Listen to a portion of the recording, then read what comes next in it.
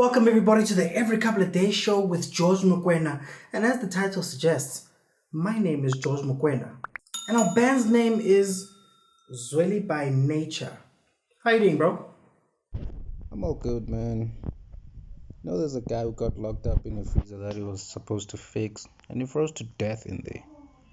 Wrote a note and everything about how he's about to die. But the thing is, the freezer wasn't working, so he thawed himself to death. Hectic. This is why they love you. You're just so wise. Now, for fans of the show, you know where we're going now. And for those who are new, this is a segment we like to start our show off with. This painting is worth 300,000 Rand. Now I know what you guys are going to say, George. So many paintings get sold every single day for much more money. What makes this one special?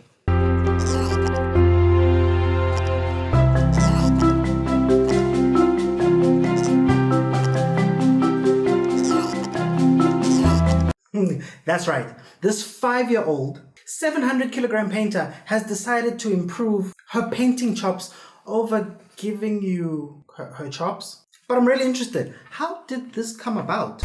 Pigs being very smart, intelligent animals, I decided to keep her entertained, and I gave her some golf balls and soccer balls and different things. And it was so interesting because she ate and destroyed everything except these brushes.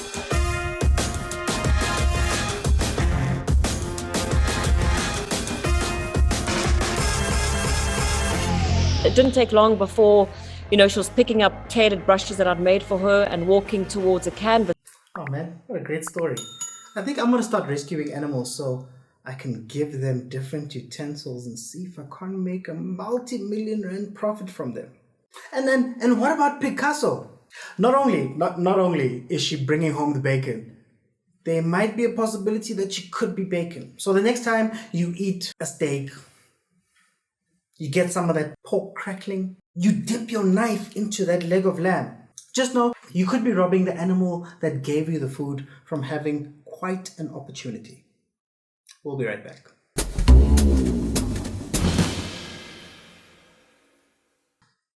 South Africa, here at the Every Couple of Days show, we work so hard, combing through all of the news, taking out the best bits. Then our writers add a bit of flour, add a bit of water, then knead it until it becomes the perfect consistency, no lumps. Then we take it and deep fry it until it turns into the perfect golden brown news makwenya. And it doesn't stop there. We take them, then we give you a bit of special, Baloyi, even mangola if you'd really like it. Also that we can serve you the critically acclaimed Michelin star level segment that is. And then. It's true, we work so hard. And then, Andile Mpisane got married this weekend. The Royal AM chairperson finally did the right thing and wed his longtime partner, Stelo Shoztamelo. You could actually tell that this is all a surprise. I was surprised, Mzansi was surprised, even Andile's sister, Spahle, didn't even have enough time to get out of her gym clothes. Let's just hope that her attire is a symbol for her hopes for this marriage. That it will all work out. Because she's wearing gym clothes. And then, the SANDF intercepted and recovered 6 top-of-the-line stolen Toyota vehicles as they were crossing the border illegally into Mozambique. The soldiers were on routine patrol when they noticed the suspicious vehicles over a couple of days. When they finally stopped and confronted the drivers, they hopped out of the cars and ran into the bushes. The cars are currently with the SAPS so that further investigations can be made. So you know what that means. Those cars are going to be in Mozambique before week's end. SAPS is pretty useless. And then, 25-year-old Nigerian neurosurgery student Chidiabere Ibe has done something that honestly should have been done a long time ago. He rocked the medical world by providing medical illustrations of black people. Said the student, I had never seen a black fetus illustrated. And honestly, I'm all for this. Thank you, Chiriabere. Representation matters. Personally, this takes me back to when I was a kid, when they expected me to call the peach-colored crayon skin color, or not having bandages that match your skin tone. Now, all that's missing is a young black theology student that's going to take care of that white Jesus. I think he needs a tan, maybe some dreadlocks. And then, Bongani Baloyi has announced via Twitter that he's leaving the DA.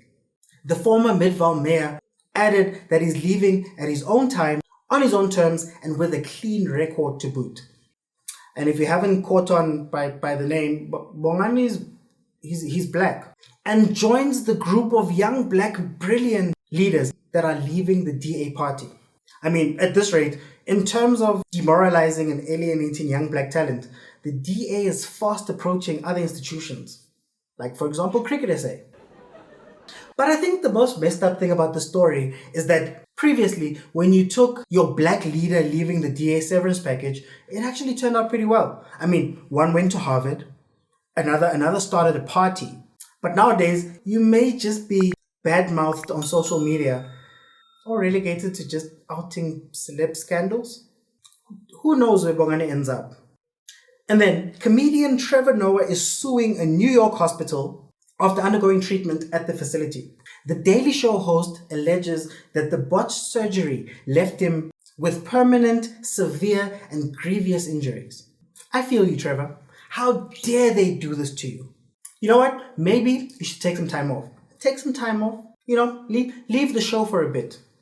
Only problem is that where are they going to find a young, smart, handsome South African host who's done something similar and is available to fly to New York and host the Daily Show?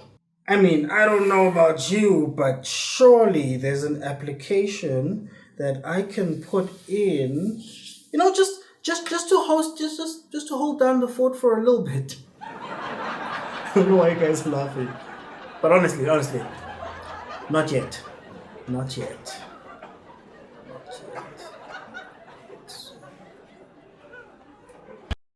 And then, an Australian family found a venomous snake curled up in the shoe of their child.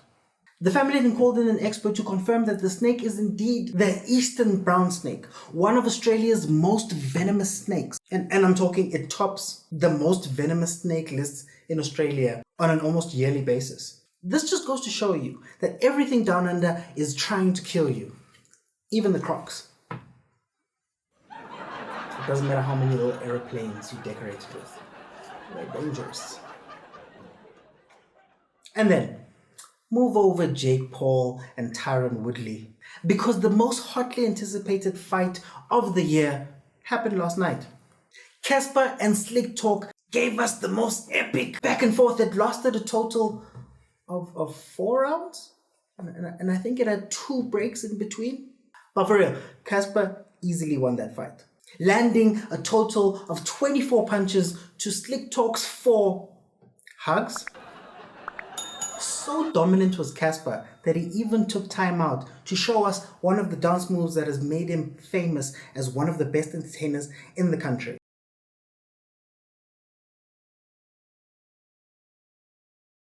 After the match, Slik Talk could barely slick walk, but it has been confirmed that this morning the 100k was deposited into his account. Which means the biggest problem that Slik Talk is going to have today is finding space in that famous wardrobe to hide the bags of money he just earned. In Slik Talk's defense, he only had a week to get ready. And if you think that was more than enough time, I want you to realize that the event organizers also had a week. And what we got was a ref who was in jeans, streaming problems to YouTube. They didn't even have a bell. And the announcer, well, no, come on. I love this look. In keeping with the time of year where we are, it's giving Bra Elf. And then, Transport Minister Fikile Mbalula announced that in Gauteng, only 17% of the railway network is functional. That's right, if you're looking to travel anywhere in Gauteng using Ikaido, you'll only be able to access 4 lines. The ones going to Vereniging, Saulsville, Naledi, and Leralla. Mbalula does say though that plans are in place to get PRASA back on track. But judging from the pictures, it doesn't look like there's any track left for them to get back on.